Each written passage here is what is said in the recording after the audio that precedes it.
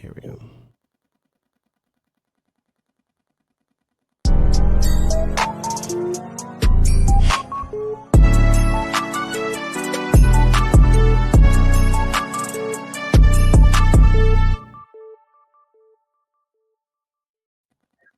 What is going on, everybody? Tanner Pfeiffer here with Pfeiffer Football, NFL insider and podcast host for the NFL Rumors podcast. Welcome to episode 14.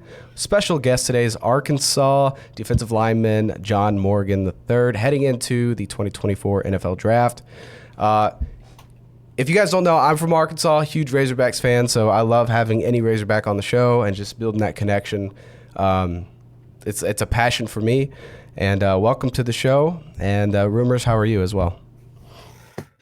I'm doing great. I'm glad to be here with John, and really happy to have him on the show. You know, I can't express our gratitude here to be with him. So it's amazing to get him on and talk to him about the draft process and what he's looking at. You know, coming just 1 week away. You know. Yeah, John. So go ahead and introduce yourself and tell us. And then after you introduce yourself, kind of tell us what this process so far has been like heading into the draft. Right. So John Morgan, PG County native, Maryland native, I feel like just to put this out there, it might not be the numbers wise, but I feel like we have some of the better players in the United States NFL. So just put that out on the record, just so anybody has anything to say over the time, just know what we're getting there. But yeah, man, I mean, for me, the process has been great. I kind of related to like high school recruiting, still kind of just getting to know everybody at the end of the day. Everybody's you're fielding calls, everybody's asking how you're doing through the process. Are you healthy? Yeah. What type of training have you been doing? Have you been keeping everything in shape throughout your process after the pre-draft training, stuff like that? And I mean, I've been talking to a lot of teams. I had a great showing for this season and over my past career at Pitt. And I think I had a really good job of really putting myself out there. And when I went to the CGS game in Dallas and stuff like that, I really got to talk to a lot of teams that they were really impressed with my play. And I mean, like I said, I just been going through the process, taking it every day. I'm saying fielding calls, keeping my phone on ringer loud 24/7 because I bet they'll call at any time throughout the day. They'll call your house phone, your parents' phone, just to get in contact with you. So really, yeah, definitely, it's been a great process though, for sure. Wow. Yeah, I've always wondered what it's like on that end of it. For me, it's like I have to like personally reach out to agents, and it's always me. It's hard. I don't have many people come to me. Right. I'm still trying to get that, and but like as a player, I'm sure that's like a crazy feeling, just having like, hello, this is so and so with the freaking who knows, we'll just say Dolphins, and you're like, oh my god, like Right. I bet that's just a cool feeling. Oh, definitely, it definitely is for sure.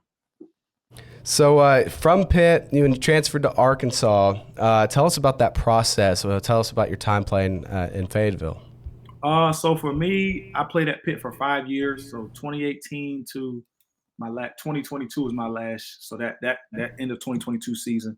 Mm-hmm. And so for me, my after that 20, my dead set goal to go to the NFL. I kind of was like, I've been here 5 years. I kind of did my due. I'm ready to go ahead and get to the NFL. Yeah. And I kind of had to talk with my dad, and he was like, just put your name in the draft grade, see what you get. And I put in, I got like a priority free agent grade. So he was like, you said maybe you should come back for another year. Maybe you should try it out 6 years. I mean, it won't be too bad. You've been playing, it'd be good. And I was like, but I don't know if I should stay at Pitt or should I just try the portal, see what happens. Yeah. I was like, let's do the portal route. Let's see how it goes. You never know who comes around. So I think I put my name in the portal maybe like December 15th. And I think maybe it went live 2 days after that. And I think I had like Missouri, Arkansas, Colorado, UCLA. So it kind of blew up fast. And I'm like, hold on, I might have something cooking here. So I'm like, hold on. I'm telling my dad like the school that's DMing me and stuff like that. He's like, for real? Like they looking at you? I'm like, yeah, man, we might got something cooking right now. So went through that process, had a lot of home visits, as you guys know how the portal goes. They come to your house, you take official visits, and decided to took an official visit to Mizzou first, and then flew from Missouri straight to Arkansas. That like 2 days back, did it like back to back. Yeah. And going through the process. So when I was getting recruited to go there through the portal, they were just getting ready to hire Coach Williams. So throughout my process, I think I kind of had a different process than everybody else going into a school that didn't have a defensive coordinator at the time. So I met him through Zoom, and he kind of already had a PowerPoint tailored to what he felt like I could fit in there in the defense that he was bringing to Arkansas from UCF. And that kind of like sold me completely. I was like, Mhm. somebody could be that might not even take this job, but see somebody that has potential that could play here and being good in his defense. Already built a whole PowerPoint saying, okay, this is where I see you at. This is how I will use you. That kind of sold me because I feel like for me, that's why I see my game where I build around preparation. And for him to take the time out to do that, I was kind of sold on it. And after that, I kind of told my parents, like, listen, like, I'm cool. I don't really know. I'm not really, I don't want to take no more visits. I'm straight. Let's go ahead. We're gonna shut this thing down. We're gonna set it up. And then, like, what was that, December? I probably say next 2 weeks, I was in Fayetteville at the beginning of That's January. crazy. Nah, it was definitely a crazy process for sure. So was it mostly that meeting, or was it even like, had you even checked out the facilities yet, or was it anything about Fayetteville, Um, Coach Pittman? oh yeah, definitely. I mean, because I like that we had that Zoom while I was on my official visit. So like Okay, yeah. that was the thing that Coach Pittman was like, listen, man, like I'm getting this guy from UCF. Like I want you to meet him. Like I feel like that's something big for me that you need to meet like the guy you be playing for. And I was like, cool. Like if you speaking so highly, of course I'll definitely have a talk with him. And he had it all the way set out. And I mean, just the city of Fayetteville is great. Like I mean, it's the football town. Like it was something coming from Pittsburgh, coming from a city. It was totally different. Like it was Yeah. pretty much a complete flop. So like for me, it felt great because I knew like SEC ball, like this all they care about in Fayettille is straight football and sports. Like that's it. Like I tell people all the time, like if it's Saturday, from Friday to Sunday, the city is booming. Like it's It nothing. is, dude. It's traffic. But Monday to Thursday, everybody's at work. Everybody's getting ready for the weekend. So I mean, it was great. I mean, Saturdays at Fayetteville was great, regardless of what the outcome was. They always came up and support us. And I mean, I was forever grateful for that because I mean, it made me feel like home. That I was only there for a good Bro, shot. I'll tell you what. I miss working with everyone I worked with there. Right.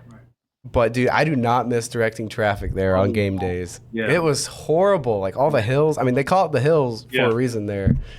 But man, you're right. There's something different about Arkansas football. Trust me, I've been a fan my whole life, even during the worst of seasons. Right. That place is always pretty packed out. But the last couple of years, especially under Pittman, man, it's been magical, more than it has been. Yeah. So it's been really cool to watch a lot of the Hogs going pro. Yep. What was it like to be getting those kind of offers from SEC schools, and especially like Colorado? You could have played for Prime. My guy Jordan Dominic is actually he played for Colorado. Yep. I'm a big fan of his as well. For sure. So like, yeah, the SEC like interest. What was that like? Oh, it was definitely different. You know, I mean, I feel like playing the ACC for so long, like you kind of, I want to say get numb to it, but you hear like, okay, the SEC is like the premier conference. But of course, Yeah. you're college football as well. So you're like, man, I play against great players in ACC as well all the time. Like I played against plenty of draft picks. I played like Christian Darrisaw for the Vikings. Played against him. Oh yeah. Played against Jameer Gibbs when he was at Georgia Tech. And I can go on and down the list of guys that I played against throughout my career. But going into the portal and getting that interest, it was like, okay, so maybe my time at ACC was well spent. Like the people see me play and saw my film. Like, okay, this guy has some juice to him. Like he can compete in this level. And that kind of, I don't want to say kind of hype my head up, but it kind of like, okay, I know I got something going. Like if they see me that I can play in the SEC, that means the next step is the NFL because that's what they see as the SEC. Yeah, dude. Juco. So if I can play here, I can play definitely at the next level for sure. How do you feel that last season here in Fayetteville? How do you think you feel you performed, and what experience was there? Did they help you with? I know there's I forget his name. There's an NFL liaison. Is all that helpful? And how do you think your performance was? I think my performance was great. You know, I went in there with the main goal to show that I could play in a multiple defense. You know, I played in a 4-3 at Pitt for most of my career. You know what I'm saying? Coach Williams put us in a position where we can play that 4-3, 3-4 multiple. And I wanted to be a true like stand-up outside linebacker and play that role and drop coverage and be in that regard. So for me, that was kind of like my main goal going there. And I felt like I put on a great show for my last year and stuff like that. And I mean, it was a great experience for me. I mean, I can't speak nothing but highlight the guys. I mean, throughout my whole process, Coach Danny, Coach Charlie, the whole background crew. I mean, they put us in the best position when it comes to talking to teams, making sure there's John Morgan right there. You know what I'm saying? If you look at him, there he is. Making sure they set us apart to let them know that, okay, these are the guys. If you're looking for him, he's right there. You can't miss him. So that was a great thing for me, and I definitely felt like they did a great job with that. That's good. Rumors, you got any questions? Yeah, John, I was just looking over some of the stats, today as we was preparing for the interview, and I was just seeing what a great time that you had with Pitt there. Like as you was going through things, you had over in 1 2 year span, you had 9.5 sacks there in 20 and 21 with Pitt. Tell me a little bit about that and that great the great things that you did there with Pitt that you were be able to be that productive. So for me, it was I can attest to just my D-line coach, Coach Partridge. He just took the job for the Colts now, and I mean going into college, being a guy that wasn't really highly recruited, but like just had a little bit of buzz going into college like that. I mean, he kind of remolded me as a player. He kind of taught me the nuance of the game, really how to beat the field before you even put your cleats on. Like a lot of film, a lot of late night film work, early morning film work, really breaking players down. And I feel like that attested to my success a lot too. And also just the guys I play with. I play with a lot of draft picks, a lot of great corners. So you have a great DB core, it makes your job a little easier because the quarterback has to hold the ball a lot. And I mean, playing with great guys like Rashad Weaver, Patrick Jones, Kalijah Cansey, I mean, like Jalen Twyman. I can go on down the list of guys that I play with on D-line that kind of we fed off each other. So, once one guy got a sack, it kind of was just a rolling effect. So, I mean, that kind of played to my success when I was at Pitt. And I mean, I can't thank him enough for all that. Yeah, one thing I would say too, like, I think the coach could end up being a really good spot for you after looking at teams, Mhm. looking at a lot of areas because you got DeForest Buckner there. Yep. Somebody that as you come in the league, everybody needs those mentors Yep. to come in. A Defoe will be, I feel like, a great mentor, and to get on that defensive line with that with some young guys and some vets. I think the coach will be a really good place when you're kind of looking at a really good landing spot too. And I know that you're probably excited possibly about the Steelers. Yep. That would be probably a big sell for you. I know before the show we was talking about you being from the Maryland area, so we got the Ravens, the Commanders there. The Commanders they lost all their D line, man, Yep. over the last year. I mean, they really had. They had a very stout D line. They still got a couple people there, Payne and a few more. They're still in there, and just I could see that as a good They got a spot for former you. Razorback too.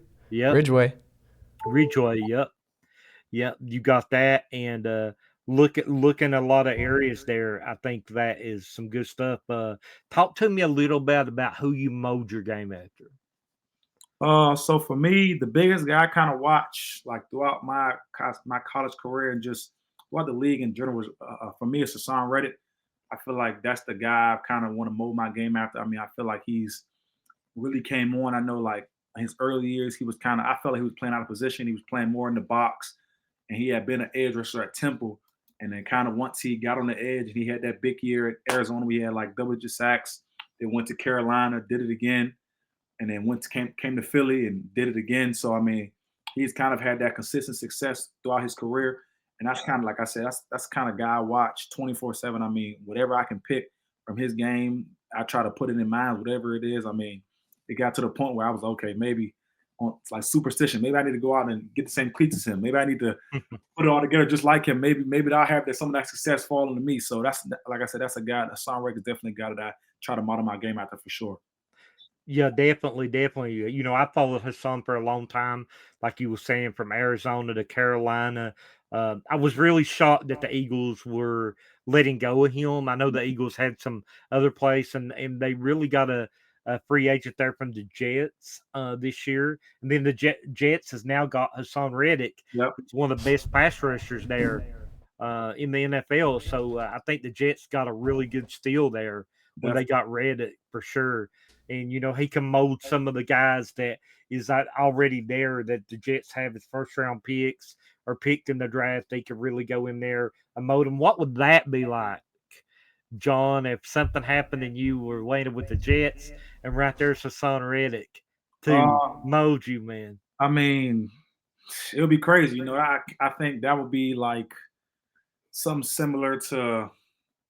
I mean, I really couldn't even describe it, man. Honestly, I mean, I feel like being able to pick his brain every day. You know what I'm saying? Being able to kind of see it from his point of view. I feel like that's the biggest thing. I mean, the guys that you see that get sacks in the NFL, they're playing with guys that've done it consistently. You know, I mean, just thinking of like T.J. Watt and Alex Highsmith. I mean, Highsmith coming out of Charlotte, getting with T.J. Watt. You see that now he's starting to become a double-digit sack guy, but that doesn't come with just getting drafted. Like that's come okay. TJ, talk to me real quick. Let me see from your point of view. How are you getting all these sacks? And I mean, like I said, it's a building block. So I mean, if that ever happened, I ever ended up in New York. I mean, I'm not going to put too many high expectations on it, but I mean, it can get real crazy for sure. Definitely. And I think the defensive line's a position that you can always look to make better. I mean, as we see that, it's a high part of things. Mm-hmm. We definitely see all around the league that is a position of need always. Definitely. You see a lot of injuries there. You want a lot of depth. Yep. So, I'm really looking forward to seeing, what happens with you in the draft. And I guess the next question I have, can you talk to me a little bit about the draft process so far? So for me, it's kind of it's been really smooth. Like I alluded to earlier, you know, I talked to a lot of teams at the CGS Bowl. I want to say maybe I think I talked to 15 or 16 teams. You know, Wow. it was great. You know, just getting to be able to talk to them, and they knew a lot about me. So that was really good. That I knew my play had really carried over into the next step of the pre-draft process. And I mean, now just after my pro day, I had a lot of teams talking about my pro day, and I really think I did really well there. I ran well, you know what I'm saying, tested really good. And I mean, I just been fielding calls. You know, I kind of get calls throughout the week, just checking on me, see how I'm going. Guys calling my agent to see what's going on, trying to find out where teams have me out on their draft board and stuff like that, and just having Zoom calls and stuff like that, just talking ball. I mean, at the end of the day, that's the whole process. Really, just they want to get to know you as much as they can because I mean, at the end of the day, they're making an investment. They don't want to spend millions of dollars on a guy that they feel like is not going to come into the building and work. So I mean, talking ball for me is I can do it all day. I mean, it's something I love. I mean, I don't shy away from it. I mean, I spent a lot of time playing the sport, so being able to really talk on the board and stuff like that is something I fall in love with. So, Great. John, is there, I guess, with this draft process, is there anybody else in the draft that has, like, I guess, connected with you that you had no contact with, like any other players going through the same situation? Do people reach out to you or players to player like that? Uh, a little bit. So like I feel like throughout my process when I was my pre-draft training when I was in Florida, you know, you kind of meet guys from all over walks of life. You know, guys coming from all over the place. Like I trained with Braden Fisk, and I Oh, trained. wow, yeah, Yeah, great one. I trained with Braden Fisk. I trained with Jalen Harrell that played at Michigan. Um, trained with Evan that played at FEO D tackle. C's played edge rusher at Houston.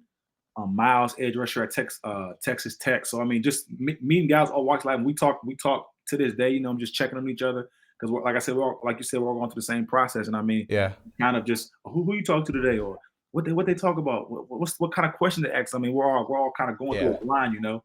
So any kind of insight we can get from each other to try to help our chances to all end up with the seal on our chest is something we're gonna try to do every day. It's awesome. Great, great. So, talking about the draft and things like that. Tell me about maybe what you feel like you play best in, or what you think is the most perfect defense for you. Um, so for me, I really don't. I think I can play. I'm very multiple. Like I said, I played in the 4-3 most of my career, and so I played in that true attack defense. Whereas I'm saying it's ball to the wall. You hit somebody in the face 24/7. There's really no kind of gray area behind it. The whole Hmm. goal is to create penetration in the backfield, and I played for that. And I had great success with it. And I mean, that's the true like 4-3 mode that you see guys really getting off the ball and going.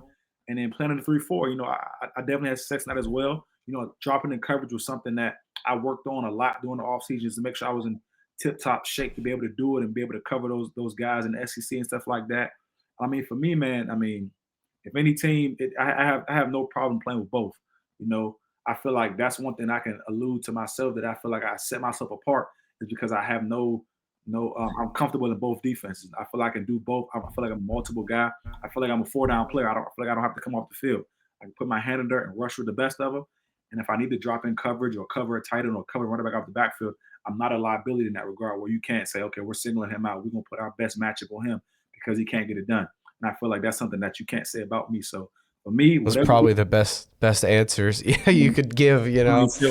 Whatever defense they got for me, I promise you I can learn, and I'm gonna do it to the best of my ability. That's exactly the answer they want to hear. I'm sure every single team. Definitely. Hey, I got a question for you. I don't know. I'm not looking at the roster or anything, but just maybe your experiences with me. We don't have to talk about what the players are doing or didn't do or anything like that. But from my view, you might have played with DeMar Hamlin or maybe Kenny Pickett, right? I did. Yeah, I played with Kenny Pickett for I think I played with Kenny Pickett for 3 years, and I played with DeMar for I think DeMar was in the same draft class. No, I think I played with DeMar for 2, Kenny for 3. So yeah, but I played with them for a while, definitely. Yeah, what did you think there? We won't talk about the NFL for sure because they're still making their mark in the NFL. But what did you think about their college game, and what do you think about those two players? Speaking on both of them, great leaders, captains. You can't speak nothing highly about their leadership. They took the game serious. You can go into a building and see that you can tell which guys are going to be making to the NFL and be those guys that can control the locker room, and those guys are those two. Those guys are guys we leaned on throughout the season when I was playing with them. Just attesting to both of them. DeMar was a great safety for us, a field general. He was a guy that played the field safety. In that Pitt defense, that was a guy that was relied on a lot. He was a guy that was kind of singled out a lot in our defense because he was kind of one-on-one with a lot of the best receivers. So it kind of put him in tough positions, but he did a great job in that regard. And Kenny, as you guys know, that year he had when we went to the championship, it was one of the best years I've probably seen as a quarterback. He literally created a rule in the college books. You can't fake a slide. That whole after that game when that was going viral, we were in the locker room and in the hotel going crazy because we were literally watching it transpire. But a guy to go out there and do what he did, break all those season records that Dan Marino had, and to go first round of the draft and stuff like that, and build Jordan Addison up to get to the point he's at. It was a great time playing both of them for sure. That is so cool, man. Definitely. What did you think about with everything going on when DeMar had that serious injury out in the field, playing with them there? I know that had to be very nerve-wracking. Oh yeah, I was watching the game live when it happened. I was literally sitting right in front of me, and I was watching my grandparents. And my granddad was like, "Is that DeMar on the ground?" I'm like, I really couldn't see because a lot of people were blocking him. Yeah, I think that's him. And I really didn't move. I was kind of stuck. I kind of just watched it from when it happened to the replay until he kind of went off into the ambulance. And I sent him a text as soon as I could. I kind of tried to talk to him whenever he was able to get back right. And it was a blessing that he's able to still be able to play right now. I was literally just in Pittsburgh with him for their spring game and stuff like that. So it was great to see him with high spirits. And I'm expecting big things from him now, being one of those top guys in the Bills DB room. I'm excited for him. Awesome. Thank you for sharing that. I know that, for sure with that. Tanner, do you want to get into maybe some NFL stuff since we're about 23 minutes in, and we'll let John absolutely. talk with us about it too. So, John, we're going to be asking you, we're heading into draft time, and this is the NFL Rumors podcast. Yep. We're seeing a bunch of stuff flying around. I'm not going to ask you any questions that would affect, hopefully, you in the draft. Right. But it's just talking ball. Yep. What are some of the craziest storylines you're seeing or, hearing about? Maybe some projections you have or favorite team that you want to draft a certain player, or besides you?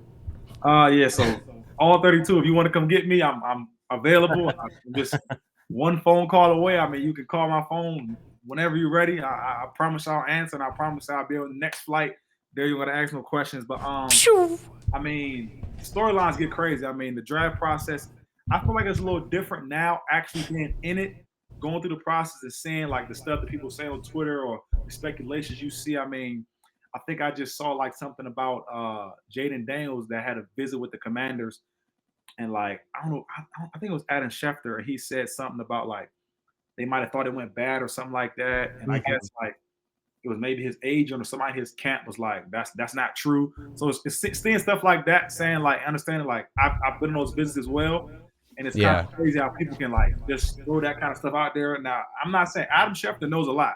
He might know a lot more than me than what goes on behind those rooms because he's been in the game a long time. But it's crazy seeing like you can go on a visit and think it went great, but somebody comes out on the media and says, that visit might have went as well as they thought it was. You sit back like, dang, something must have happened I ain't know about. I thought it went amazing. Yeah.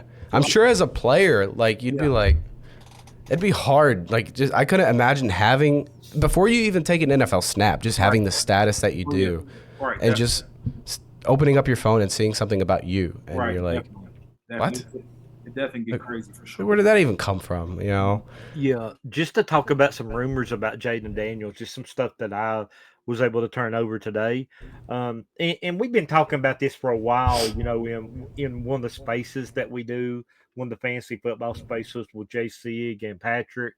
Um, One of the things that we've been talking about for a long time is they've been a lot of links from Jaden Daniels to go to the Raiders. Yep. The reason why is because Antonio Pierce was there at Arizona State with them. Exactly. Yep. Right. So there's a lot of links there. And one of the things that came out today was there was, everybody wants to be, especially, wanted. Right. And just as a human, everybody wants to be wanted. Right. Just to be honest. Right. And Jaden Daniels, there's multiple reports came out today that, that he really likes the Raiders. Right. As a team that if they were interested in picking them, that would be somebody he would like to go to. He never did throw any. He never did come out there and say, "Hey, I don't want to play for the Commanders." He's never said that, right? Yeah, and I don't think he will, to be honest. I think the Commanders is somebody they're really looking at. Commanders has got a lot of rumors around Drake May, and so does Minnesota. Right. Minnesota's right now got a lot of rumors around Drake May, but I think I've been saying it all along.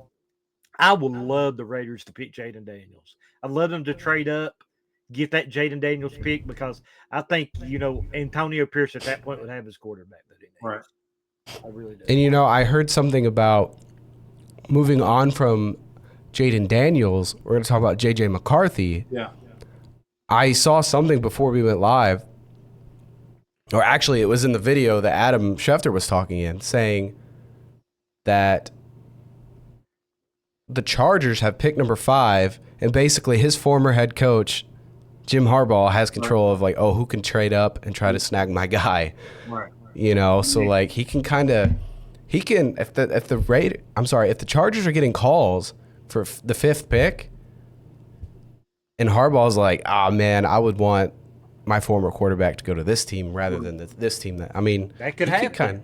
That could happen. I think it's definitely crazy now that you see like so many guys in the draft, whether it is like a JJ McCarthy with Jim Harbaugh or Jaden Daniels or Antonio Pierce, or even Caleb Williams with Cliff Kingsbury that's at the Commanders. I mean, it's crazy to see now that a lot of these top players have the ability to go play with guys that they've known their entire life, so really known them since they got to college.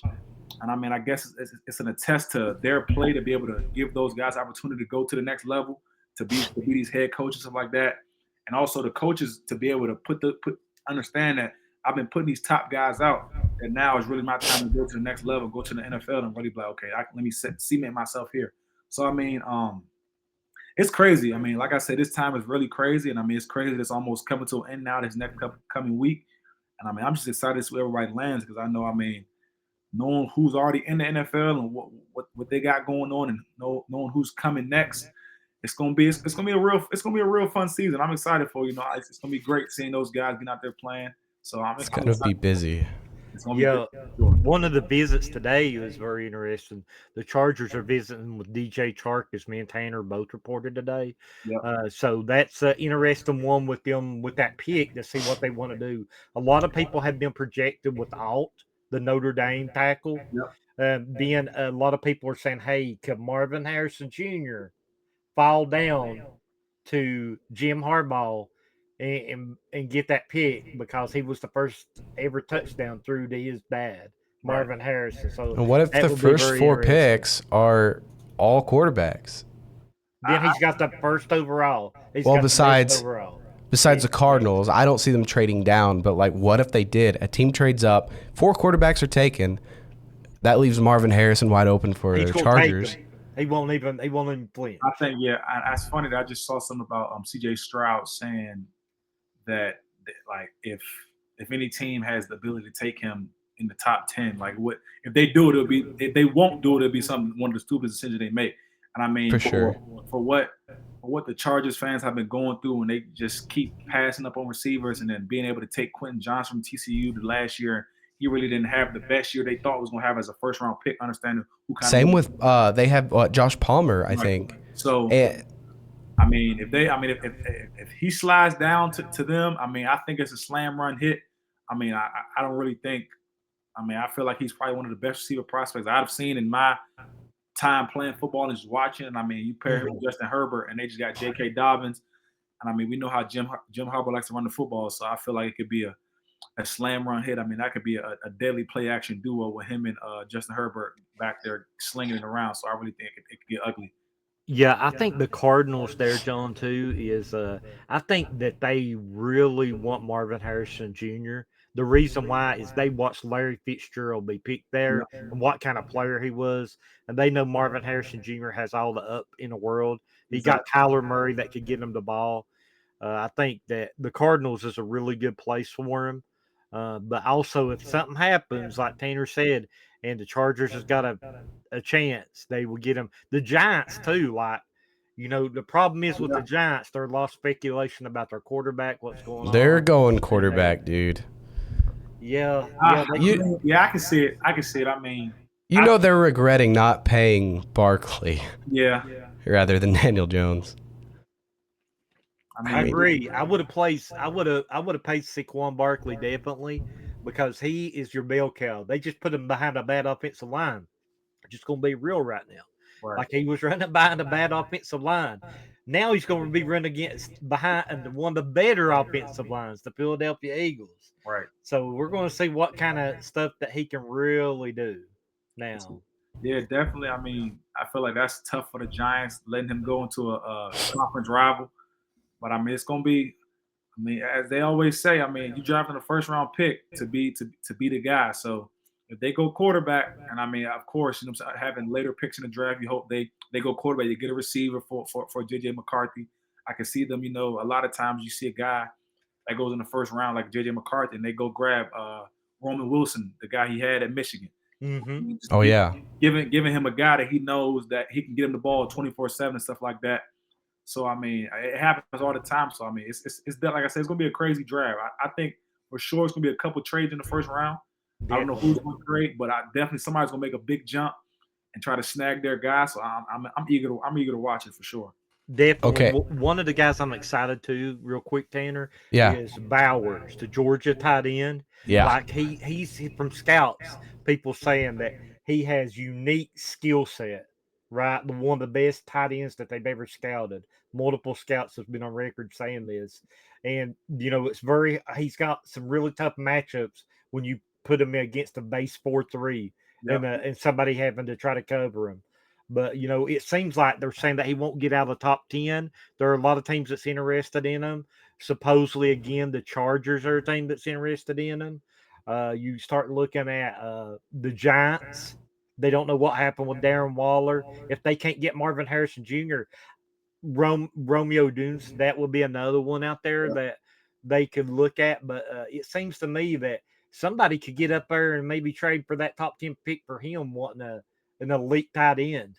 Yep, for sure. I don't think he falls out of the top 10 because there was a press conference, I think, with Joe Douglas and the Jets saying, like, oh, if Brock Bowers is available at pick 10, like, what are you going to do? And him and Saleh, I think, just said, well, he's a phenomenal athlete. And, Presidential answer. What's that? Presidential answer there.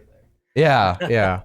But I mean, they're like, he's one of the best tight end prospects of our time. So I I think if he's sitting there for them, that'd probably be the fastest ticket sent in probably in history. I mean, that kind of the clock will ding, and you'll see Roger there walking back up the stage like we got the pick already. Because I mean, it wouldn't be if they. I think that if they miss out on a pick like that, I feel like New York might burn down. I honestly do.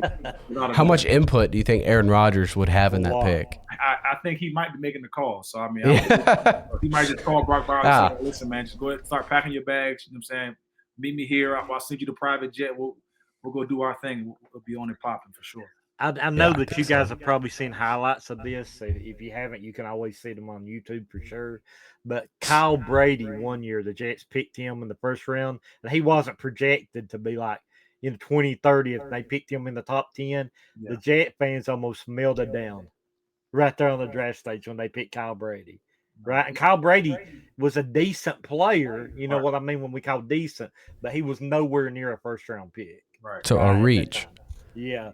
And you can't you got to be able when you make these first round top 10 picks, you got to hit. You really got to hit. Yeah. You don't get number one no more. Listen, Justin Fields, guys, was a phenomenal player. I don't care what anybody says, right? Justin Fields is a really good player. The difference is the Chicago Bears will know that they might not ever be picking number one for a bit. Right? With the talent now that they've got assembled. So they're thinking I'm going to put all my chips on the table because Caleb Williams is supposed to be the next guy.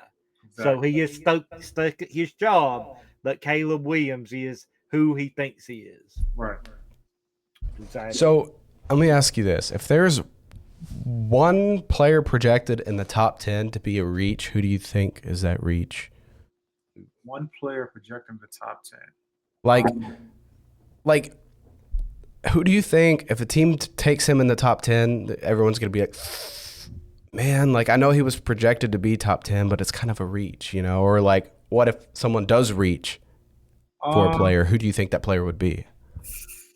For me, just looking at, I guess, the top guys in the draft or just in top 10 in general, I mean, the two guys that came in my mind off just first glance was Dallas Turner and Jared Verse. And I mean, it's kind of been the last couple of years you've seen edge rushers go really high because they kind of been those premier guys. And I feel like a team like Atlanta, I feel like me personally, I think they'll take an edge rusher just because they just paid a lot of money to Kirk Cousins and they've kind of revamped the whole offense and just knowing how Raheem Morris, what his defense have looked like when he's coached in Atlanta and been in LA. He's been a defensive-minded guy. Like any team that he's been on, they've had a premier edge. Case in point, Von Miller when he was in LA. When he had Vic Beasley when he was in Atlanta. So I can see a team like that saying, okay, this is the guy we like. We're going to get him because we know this is the guy that could be that piece that we need, that young edge piece that say, okay, we're gonna let Kirk Cousins take the keys. We're gonna ride this Kirk Cousins Benz all the way to the Super Bowl. But we got to have that Hellraiser on the edge that can really get after it with a guy like Grady Jarrett in the middle that's been dominating for who knows how long in that side of the conference. So I mean, I think an edge rusher could definitely sneak up there. I think it's gonna be an offense heavy first round. Right, I agree. I can see those definitely an edge rusher. Maybe like Latu can sneak up there and be a first round pick because I mean I feel like just me watching football, I feel like he's one of the best natural pass rushers I've seen in the draft in a long time. So I think edge rusher can be a pick that can really sneak up there for sure. You know, one thing I had to say, just a couple points, as I know we're getting close here, is one of the biggest points I always say when we come into the draft is you need to watch film. Don't put everything on the pro day. You need to see what they do. Everybody does against the talent that they're facing.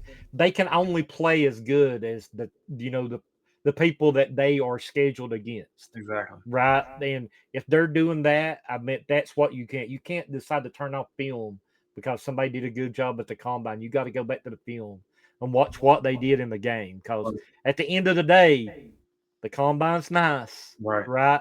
But they ain't no players there hitting them across the middle. They ain't no players knocking them off the route. They ain't no players out there. He's hitting head on when the ball snaps, right? Right. So I think that is something that I really look at. Another point I want to make, like we talking about Caleb Williams, like we did on the last podcast, like if the Bears pick him, which 99.9% chance they do, like he's going to have one of the best offenses that you've seen with for a rookie with For sure. Keenan Allen and DJ Moore. For sure. That's on Right. paper. For sure. I believe it. I mean, On paper, it's a good offense. Man, I'll tell you, Keenan Allen's a beast, dude. and I He mean, is. I know Caleb personally, and I mean, I played against him in high school. I mean, I love him to death. And I mean, when I was, I think, what was that? I might have been, I don't know if I was a senior or junior. He beat me my freshman year. He was at Gonzaga when I was at the Math.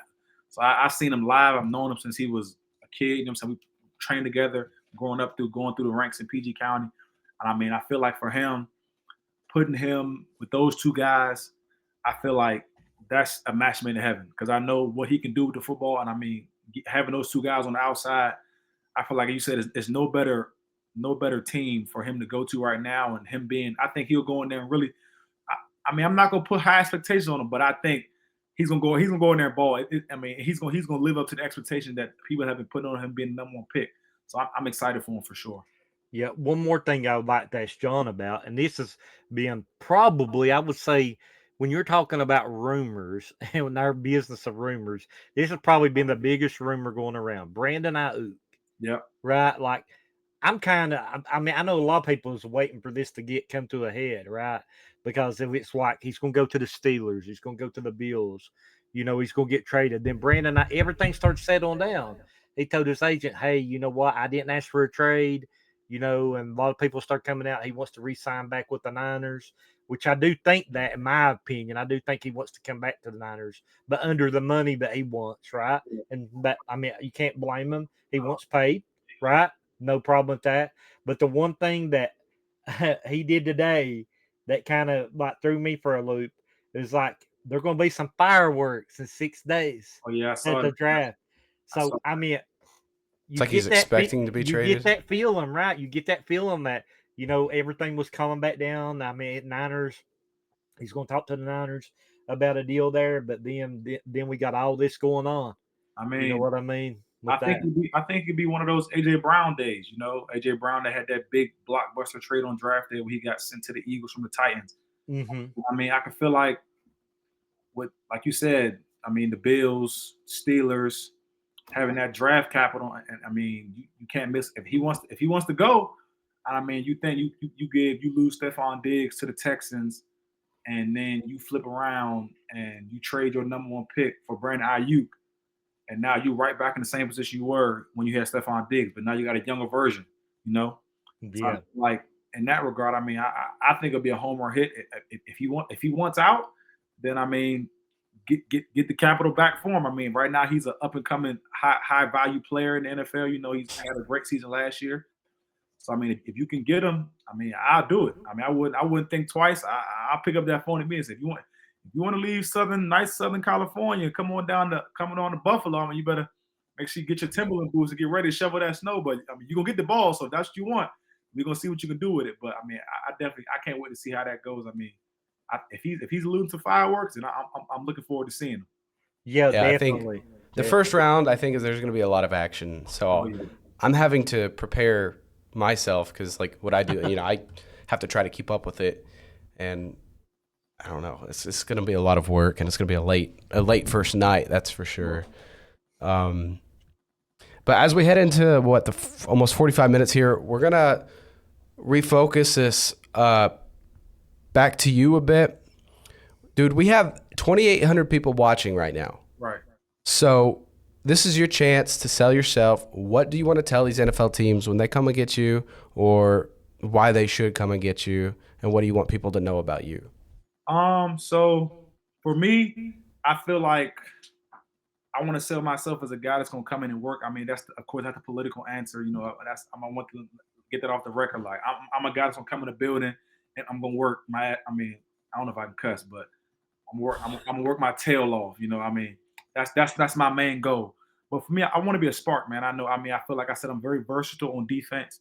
I'm a guy that can bring a lot of energy to the defense. I want to be a guy that when it's that third and long, that second and long, when they're playing that theme song and those fans are getting riled up, I want them to be like, okay, if he's running out on the field, it's about to be something big, you know. I mean, and that's kind of the thing I want to bring to an NFL team, and I want to be that guy that comes in as a rookie, like I said, brings that spark to a defense, be that real firework to a defense, and really be that guy that really gets after the quarterback. I mean, they're paying big money for the guys that can really sack the quarterbacks. I mean, and that's what I love to do, and that's my sole job, you know, to get after the quarterback, stop the run, and make big plays. So if any team sees this, and any team that's looking for a guy that can make big plays and make those splash plays and get after the quarterback and cause havoc in the backfield, I promise you, I'm your guy. I mean, I got my cleats in my bag right now. I don't really need much. I just need a helmet, some shoulder pads. I got my own cleats. You don't got to provide that. I'll just strap them up, and we can get it rolling right now. So, I mean, that's all I got. Love it. Yeah, look, I Man, I love love the it. answer there. I love. You can tell John's a go getter, man. You know, you can just tell John's a go getter. I can't wait to follow his draft process and see what happens and see where he goes and follow his career. I can't wait for that to happen. And I think John made a great pitch to these teams. If you're out there watching this today, I know that there are a lot of people that follow the channel scouts and everything. If you're doing that, you need to listen to what John's throwing down, saying. I think he's proved it on the field. He's played with some NFL talent, as we've just talked about. He's came up the ranks with some NFL guys. He knows all about it, and I think you could not go wrong putting John Morgan in your building. John, we want to thank you for your time. It was a pleasure. Like I said, one Razorback fan and Arkansas native. Dude, I've been following the Hogs my whole life. It's an honor just to have the contact, have the connection, and have your time. It means a lot to me personally, and I can't wait to watch this process for you and to see where you go with it. I appreciate it, man. I mean, at the end of the day, this is what I love to do. I mean, talking ball is something that I can do, like I said, 24/7. So for you give me the opportunity to come on your platform and just chop it up with you, talk ball, and just give my story out to the people. I mean, I'm nothing but grateful. So I really appreciate you guys. Honestly, thank you. Yeah, man. Absolutely. I mean, that's what we love to do that here. Everybody watching, thank you so much for watching. Make sure you guys subscribe to the podcast on all audio platforms, all podcast platforms. We're on Spotify, iHeartRadio, Apple, all of that. Make sure you guys go and follow the NFL Rumors podcast there. Follow me on Twitter as well at Tanner Pfeiffer NFL, on Instagram, Pfeiffer Football. Follow NFL Rumors, guys, and go support John Morgan, watch his journey into this draft, and follow along because he's going to end up in a good place. Rumors, you got anything as we head out? No, I'm just saying, yeah, check John out. Check his film out there. There are videos out there. Definitely need to do that. You know, I've been really enjoyed talking to John today and hearing what he had to say. I mean, I know the sky's the limit for him, and he's going to come in there and do some great things for you. And really glad to have it. Make sure that you're definitely following NFL Rumors. We're going to be, when we're at the draft, we're going to do pick by pick like we always do every year. So make sure that you're following. We got some really good giveaway too at the draft. So make sure you check out the pinned tweet. So, you know, we're really happy to have everybody. Make sure you're following Tanner as well. Tanner brings some really good stuff. He follows a lot of players and a lot of agents that help him out. So we're just glad to be blessed with John Morgan today, and really thankful he's on the program. And we're thankful for all of you. Without you, we couldn't do it. Thank you. Absolutely, guys. We'll roll this outro, and we'll see you next episode. Thank you, guys.